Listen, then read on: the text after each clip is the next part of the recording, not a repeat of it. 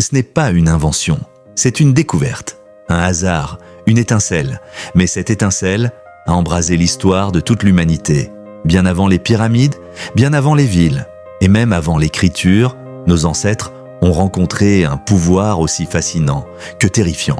Le feu, il y a 1,7 million d'années, dans les plaines brûlantes d'Afrique de l'Est, un éclair frappe un arbre. Des flammes surgissent, la savane s'embrase. Mais cette fois, personne ne fuit. Des regards s'approchent, des êtres debout, musclés, silencieux, mais attentifs, Homo erectus. Ils ne parlent pas encore, mais ils comprennent. Et surtout, ils retiennent.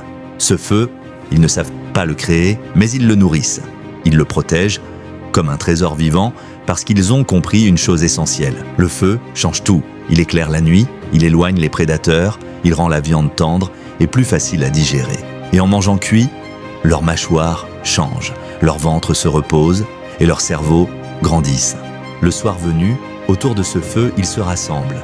Ils échangent, peut-être, pour la première fois, ils racontent, le feu devient le cœur du camp, le point de rencontre, le premier cercle d'humanité, le foyer, et ce n'est pas un mythe.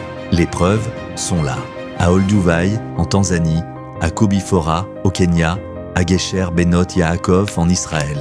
Des cendres, des os calcinés, des foyers vieux de près d'1 million d'années. Nous n'avons pas inventé le feu, mais en l'adoptant, nous avons allumé quelque chose de plus grand, quelque chose qui ne s'est jamais éteint. Le feu, c'est le début de tout.